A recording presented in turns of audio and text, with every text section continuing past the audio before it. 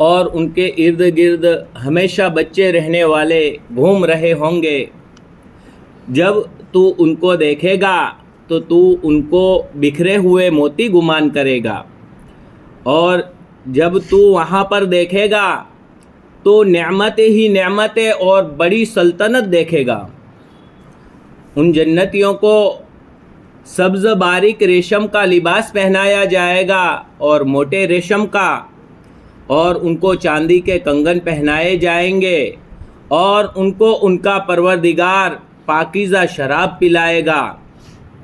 یقیناً یہ تمہارے لیے بدلہ ہوگا اور تمہاری کوشش کی قدر کی جائے گی۔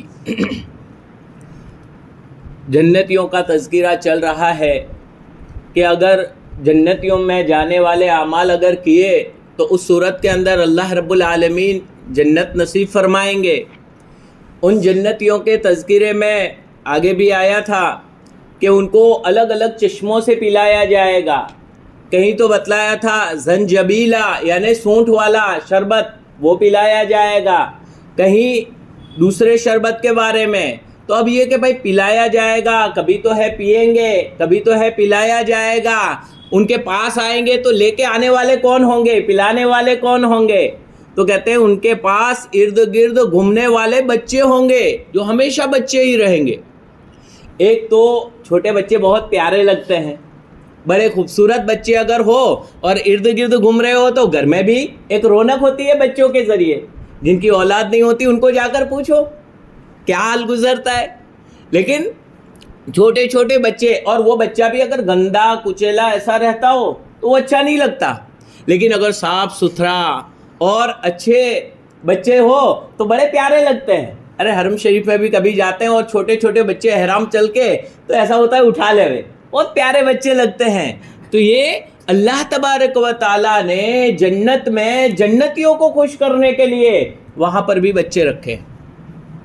تو وہاں وہ بچے، اور وہ بچے، بچہ تو بڑا ہو جاتا ہے تو پھر بڑا بہت ہو جاتا ہے، پھر وہ بچے جیسا پیار نہیں رہتا، اور یا تو ہمیشہ بچے رہنے والے، وہ ہمیشہ بچے رہیں گے۔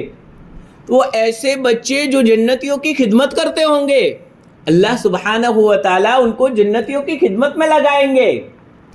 تو یہ ہمیشہ بچے رہنے والے وہ ان جنتیوں کے ارد گرد گھوم رہے ہوں گے۔ اذا رأیتہم، وہ بچے بھی کیسے ہوں گے؟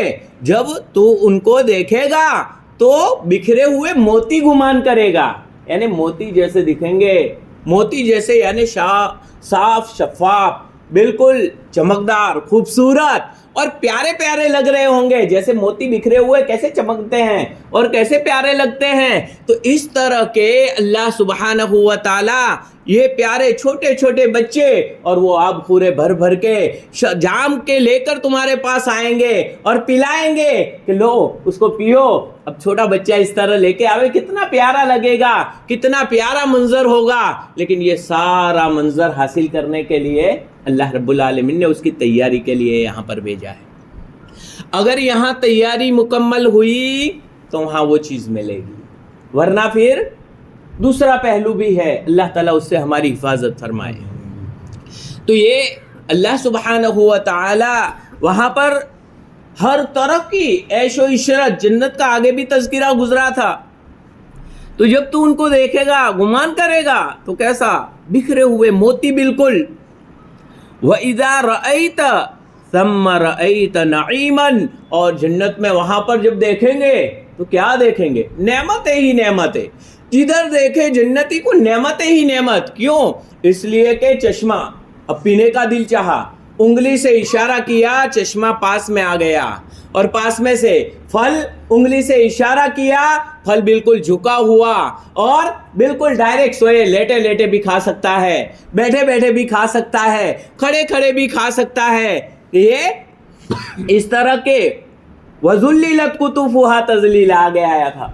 تو یہ اس طرح کے پھل، یعنی جدھر بھی دیکھے گا نعمتیں ہی نعمتیں، خوبصورت حوریں آئے گی، پلیٹوں میں سجائے ہوئے پھل فروٹ لے کر اپنے پیارے ہاتھوں سے کھلائے گی، خوبصورت بچے آئیں گے، جام لے کر ہمیں دیں گے، پیش کریں گے، یعنی جدھر بھی دیکھے چاندی کے برتن، سونے کے برتن، ہر طرح کے عیش و عشرت کی چیز اللہ تبارک و تعالیٰ نے جنت میں رکھی ہے.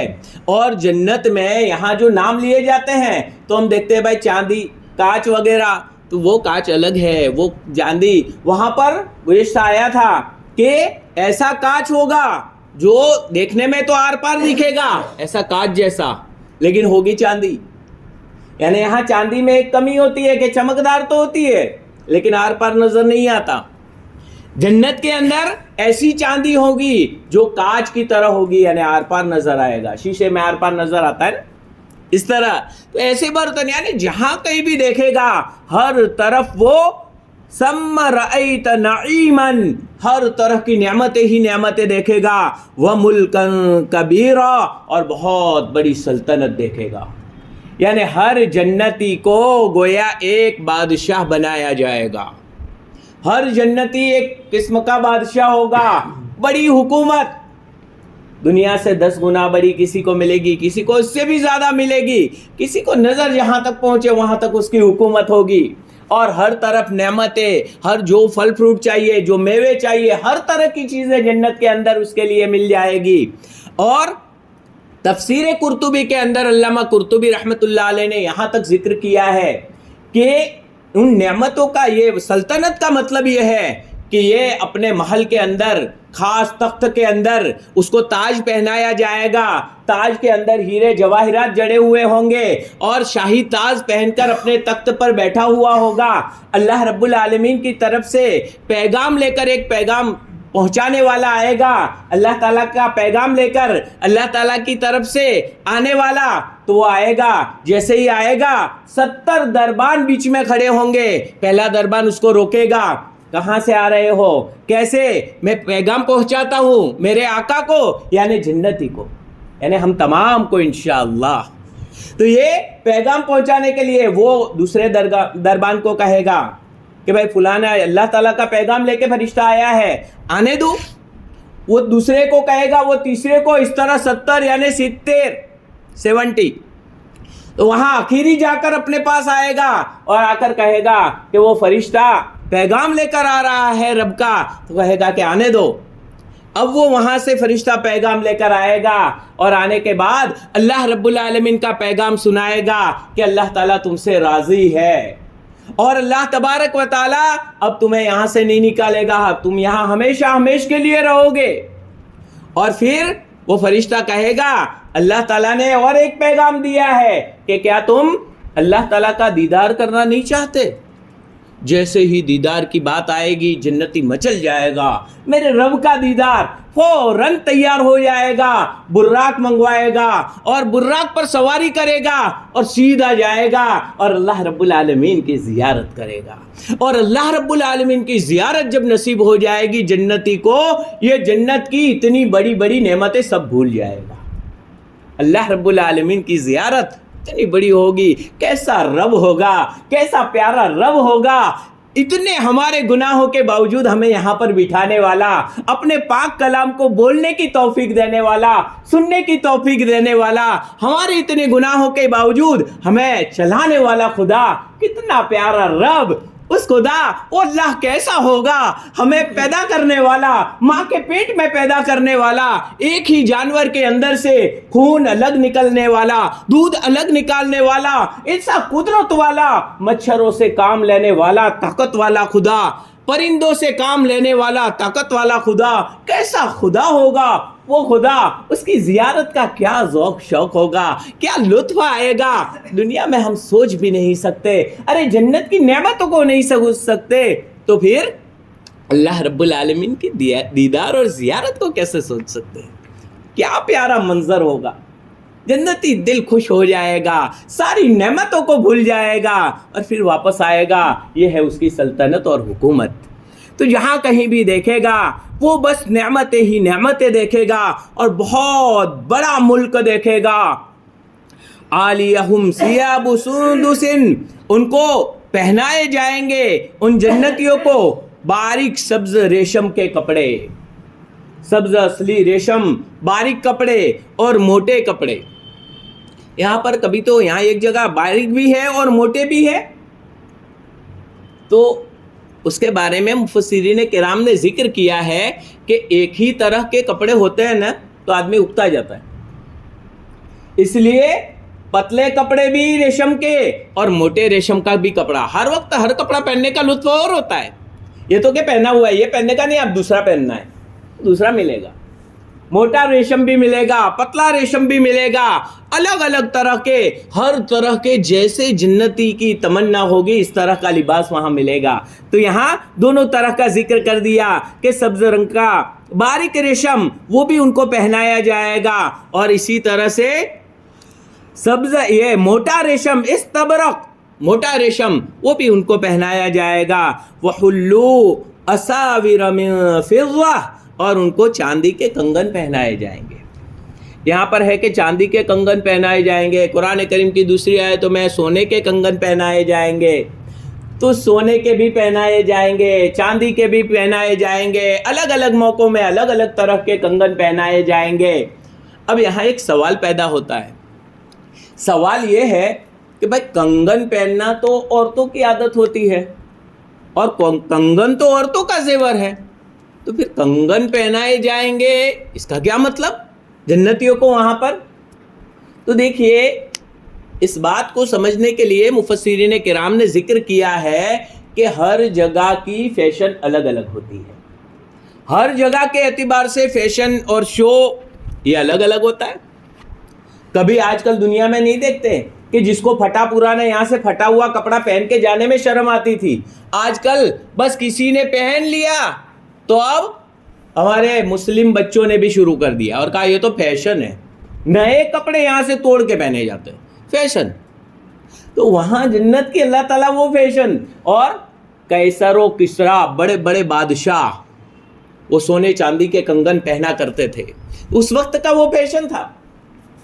تو اللہ رب العالمین نے، جس کے اللہ کے نبی صلی اللہ علیہ وسلم نے پیشین گوئی بھی دی تھی کہ قیصر و کسریٰ کے وہ کنگن تمہارے ہاتھ میں آئیں گے، تو یہ پیشین گوئی پوری بھی ہوئی، فتح بھی ہوا اور وہ کنگن بھی آئے. تو یہ گویا بادشاہ لوگ زیورات پہنتے تھے، کنگن پہنتے تھے، تو جنتی کو بھی یہاں دنیا میں منع کیا گیا باقی مردوں کو، لیکن آخرت کے اندر ان مردوں کو بھی زیورات سے آراستہ کیا جائے گا. کیوں؟ اس لیے کہ وہاں تو عیش و عشرت اور مزین ہونے اور بننے تھننے کی جگہ ہے. دنیا ہمارے لیے بننے تھننے کی جگہ نہیں ہے. ہاں، عورتوں کو تو مردوں کے لیے بننا تھننا اور کچھ اجازت ہے کہ بھائی عورتوں کے لیے ارے اپنے شوہروں کے لیے تیار ہو جائے، شوہروں کے لیے اچھا لباس پہنے، اٹیا پٹیا لگا کر شوہر کے لیے تیار ہو، باہر والوں کے لیے نہیں. آج کل بھی وہ بھی الٹا چل رہا ہے. باہر کہیں شادی میں جانا ہو اچھی طرح تیار وغیرہ ہو کر. حضور اکرم صلی اللہ علیہ وسلم اور صحابہ کرام کی سیرت دیکھیں. اس میں روایتوں میں آتا ہے، حدیثوں میں آتا ہے، حضور اکرم صلی اللہ علیہ وسلم جب لمبے سفر سے واپس آتے تھے تو سیدھے مدینہ شریف میں داخل نہیں ہوتے تھے، رک جاتے تھے مدینہ سے باہر. رات کا وقت ہوتا تو صبح میں داخل ہوتے، وہیں قیام کرتے، اور جلدی سے آ جاتے اور پیغام پہنچا دیتے تو پھر وقت دیتے اور اس کے بعد داخل ہوتے. تاکہ وجہ بھی لکھی ہے، تاکہ جن عورتوں کے شوہر غائب ہے تو وہ عورتیں اپنے شوہروں کے لیے تیار ہو جائے.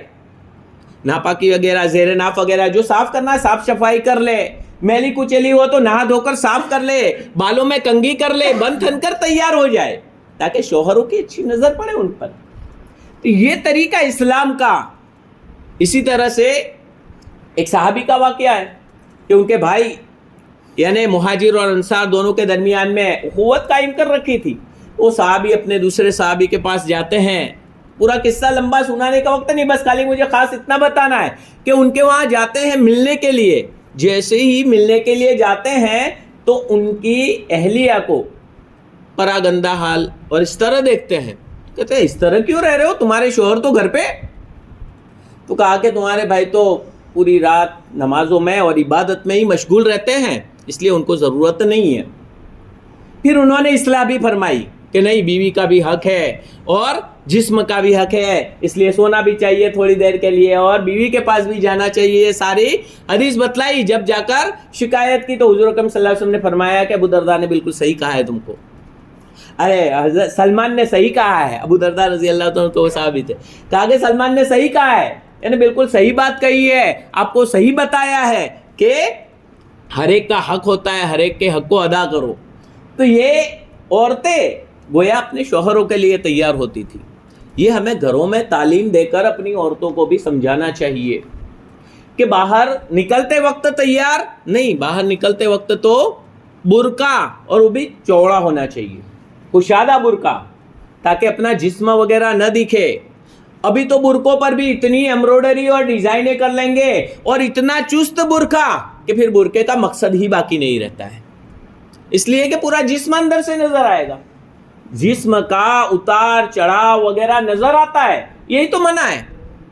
تو یہ ساری چیزیں اس لیے خاص طور پر عورتوں کو بھی اپنے شوہروں کے لیے بالکل تیار ہونا چاہیے۔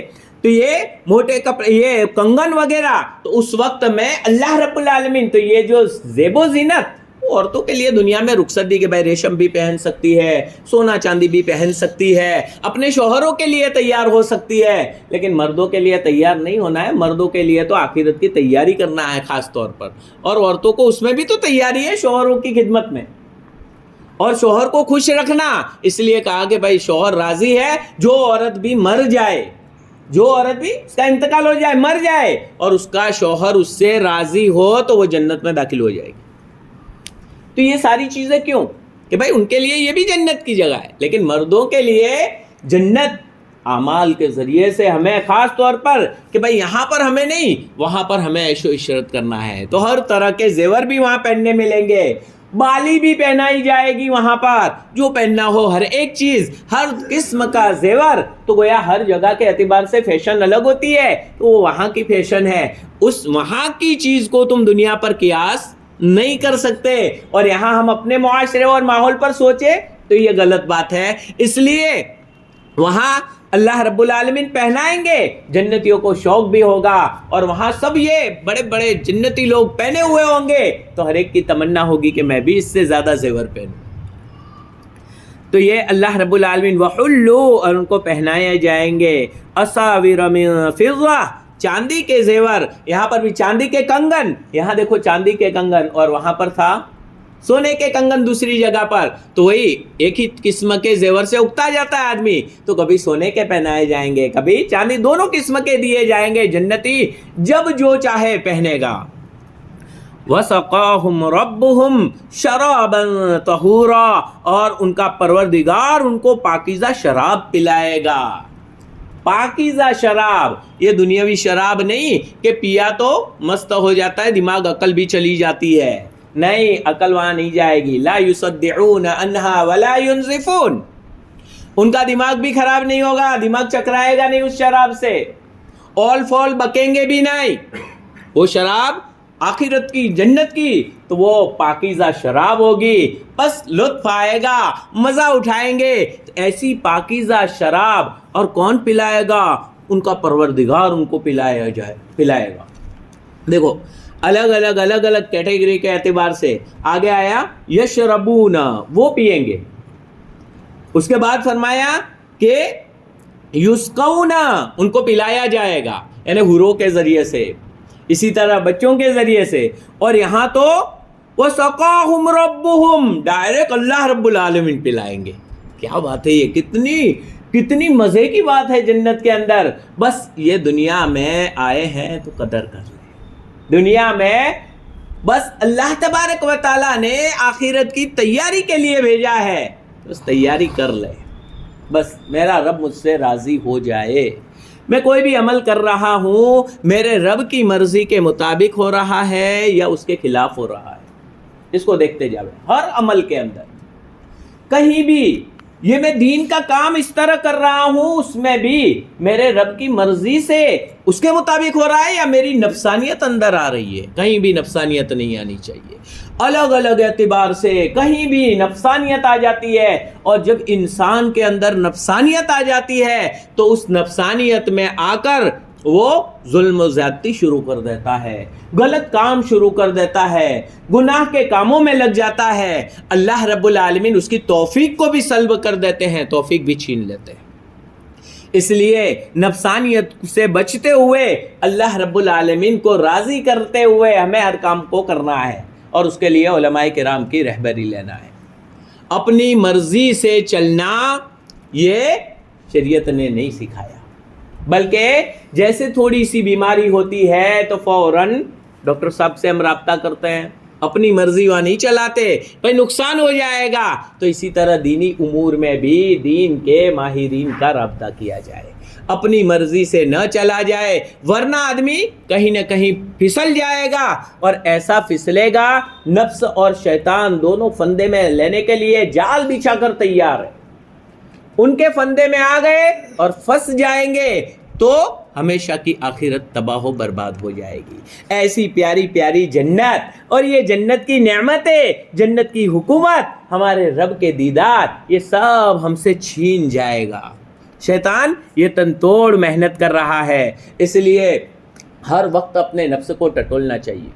ہمارے شیخ مفتی اعظم صاحب دامت برکاتہم العالیہ، ان کے شیخ حضرت مولانا مسیح اللہ خان صاحب رحمۃ اللہ علیہ، شیخ جلال آبادی رحمۃ اللہ علیہ، حضرت تھانوی رحمۃ اللہ علیہ کے جل خلفاء میں سے، ان کے پاس جب جاتے تھے اپنے حالات کے ہم سناتے تھے، انہوں نے حضرت نے بتایا کہ حالات ہم سناتے تھے، ماشاءاللہ بہت اچھا بہت اچھا بہت اچھا، اور اس کے بعد پھر نیچے دیکھتے تھے اور کچھ دیر کے بعد پھر کہتے لیکن ہاں نفس کی نگرانی کرتے رہنا، کب وہ اچھل پڑے گا اور کب تمہیں پٹک دے گا، اس لیے اس کی طرف نظر رکھنا، کبھی بھی وہ پٹک سکتا ہے۔ یعنی نفس ہر وقت جب تک موت نہ آ جائے تب تک نفس اور شیطان ہمیں پٹک سکتے ہیں، کبھی بھی تکبر میں لگا دے، علمی اعتبار سے بھی تکبر میں لگا دے، دینی اعمال میں کچھ لگنے کی وجہ سے بھی تکبر میں لگا دے، ہر چیز میں کہیں نہ کہیں تکبر لگا کر شیطان اپنے راستے کی طرف کھینچ لے۔ تو اللہ رب العالمین ہم تمام کی حفاظت فرمائے۔ ان هذا كان لكم جزاء وكان سعيكم مشكورا، یقیناً یہ تمہارے لیے بدلہ ہے، کس کا؟ تمہاری کوششوں کا، دنیا میں جو اعمال کرتے تھے ان اعمال کا بدلہ ہے، ان سے کہا جائے گا کہ بھئی یہ تمہارے اعمال کا بدلہ ہے۔ اب یہاں پر ایک اعتراض ہوتا ہے، اعتراض یہ کہ بھئی ہر آدمی، روایتوں میں آتا ہے کہ ہر آدمی اللہ تعالیٰ کے فضل سے جنت میں جائے گا، کسی کو کسی کا عمل نجات نہیں دے سکتا۔ اللہ کے نبی صلی اللہ علیہ وسلم کی حدیث ہے کہ کسی آدمی کوئی اپنے عمل کے ذریعے نجات نہیں پا سکتا، اللہ تعالیٰ کے فضل و کرم سے نجات پائے گا۔ اور یہاں تو ہے کہ تمہاری کوششوں کا بدلہ ہے جنت، اس کے بدلے میں جنت میں جائے گا، تو ظاہر میں ٹکراؤ معلوم ہوتا ہے۔ اصل میں یہ ہے کہ اللہ تبارک و تعالیٰ کو راضی کرنے والے نیک اعمال کا کرنا، یہ اللہ تعالیٰ کے فضل کے حاصل ہونے کا سبب ہے، اور جب اللہ تعالیٰ کا فضل حاصل ہو جائے گا تو جنت میں جائے گا اللہ تعالیٰ کے فضل سے، اس لیے کہ ہمارے اعمال میں وہ دم کہاں ہے۔ لیکن ایسے اعمال کے ذریعے سے بھی اللہ تعالیٰ اپنا فضل عطا فرما دیں گے، اور فضل حاصل ہو جائے گا تو وہی فضل کے بدلے میں اللہ تعالیٰ کے فضل سے ہی جنت میں جائیں گے، لیکن وہ فضل ملے گا نیک اعمال کرنے کی وجہ سے۔ تو گویا نیک اعمال یہ ذریعہ ہے اللہ تعالیٰ کے فضل کے حاصل ہونے کا، اور اللہ تعالیٰ کا فضل حاصل ہو گیا تو اس کے بدلے میں جنت مل جائے گی۔ تو یہ جنت کا آسان راستہ ہے، یعنی گویا اللہ تعالیٰ وَكَانَ سَعْيُكُمْ مَشْكُورًا، اور تمہاری کوشش کی قدر کی جائے گی، یعنی تمہارے اعمال کو قبول کیا جائے گا، مطلب ٹوٹی پھوٹی بھی جو تم نے آخرت کے لیے کوشش کی ہے، کہاں ہماری نمازیں، کہاں ہمارے اعمال؟ ارے نماز اعمال تو اللہ کے نبی صلی اللہ علیہ وسلم اور صحابہ کرام کے تھے، ہماری کہاں؟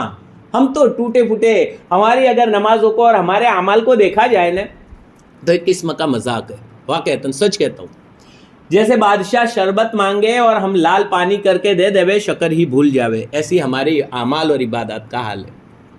لیکن اللہ رب العالمین کی یہ آیت کریمہ اور یہ فرمان ہمیں امید دلاتا ہے کہ بھائی تمہارے ایسے عمل کی بھی قدر کی جائے گی، تمہارے ایسے عمل کو بھی پھینک نہیں دیا جائے، اخلاص سے اگر کر لیا ہے اس کو بھی قبول کیا جائے گا، اور اس کی بھی قدر کی جائے گی، اور اس کے بدلے میں تمہیں جنت دی جائے گی۔ اس لیے جتنا ہو اچھا عمل بنانے کی کوشش کریں اور دین کے کاموں میں اپنے آپ کو لگائیں. ہر طرح کے علماء کی رہبری میں دین کے کاموں میں جتنے ہو سکے آگے بڑھے. اللہ رب العالمین ہم تمام کو نیک اعمال کرنے کی توفیق نصیب فرمائے. درود شریف پڑھیں. اللهم لك الحمد كله ولك الشكر كله كما ينبغي لجلال وجهك الكريم وعظيم سلطانك. اللهم صل وسلم دائما ابدا على حبيبك خير الخلق كلهم. اللهم ربنا ظلمنا انفسنا وان لم تغفر لنا وترحمنا لنكونن من الخاسرين. یا الہ العالمین ہم سب کے گناہوں کو معاف فرما دیجئے. اے مولا ہماری خطاؤں کو درگزر فرما دیجئے. اے مولا آپ ہم سے راضی ہو جائیے.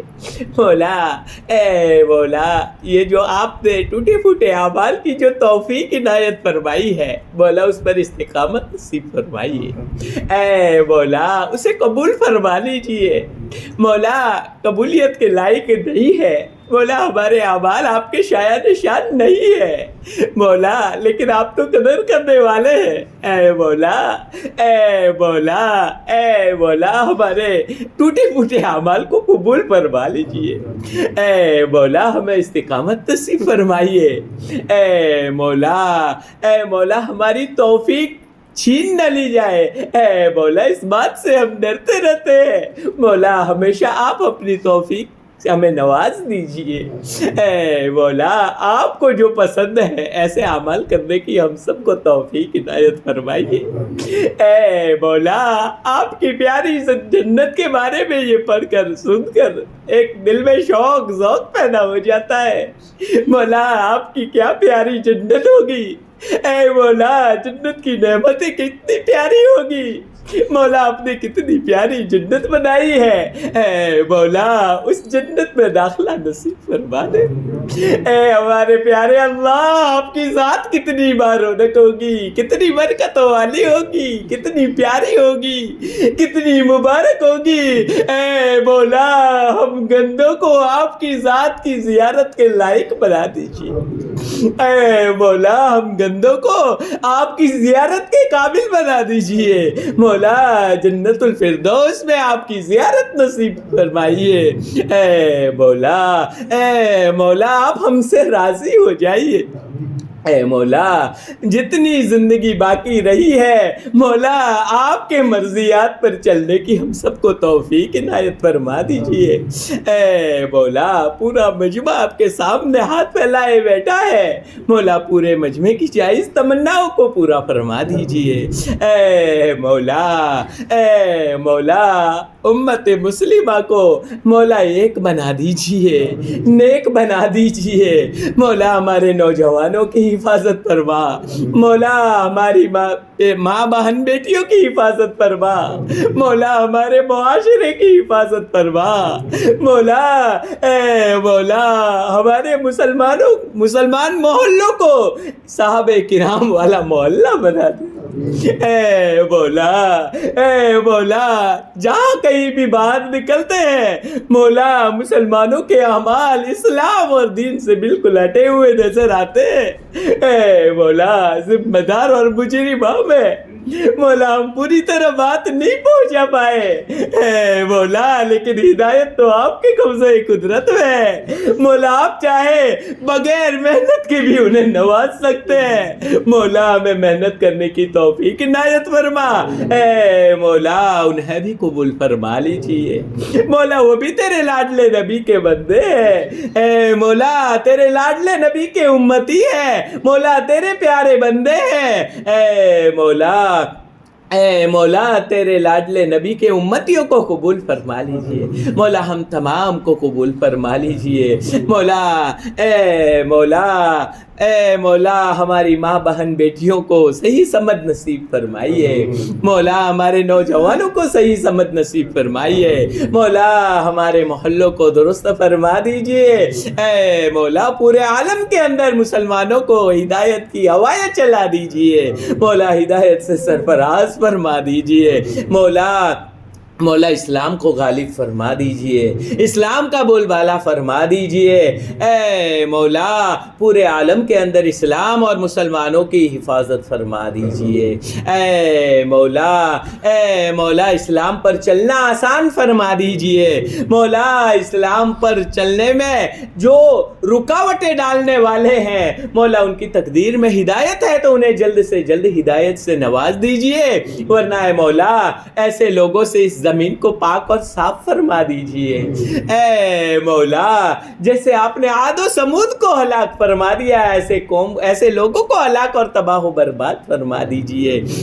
اے مولا امت مسلمہ کو قبول فرما لیجئے۔ مولا جتنی بھی دین کی محنت حقہ چل رہی ہے، چاہے وہ مکاتب کے لائن سے ہو، مدارس کے لائن سے ہو، دعوت و تبلیغ کے لائن سے ہو، خانقاہوں کے لائن سے ہو، جس لائن سے بھی جو آپ کی مقبول طریقے کے مطابق محنتیں ہو رہی ہے مولا تمام محنتوں کو قبول فرما لیجئے، کام کی اور کام کرنے والوں کی حفاظت فرما دیجئے۔ مولا مختلف جگہوں پر اجتماعات ہوئے ہیں اور ہو رہے ہیں مولا انہیں قبول فرما لیجئے۔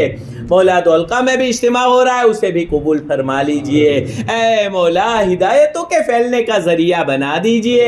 اے مولا ہدایت کی ہواؤں کو عام فرما دیجئے۔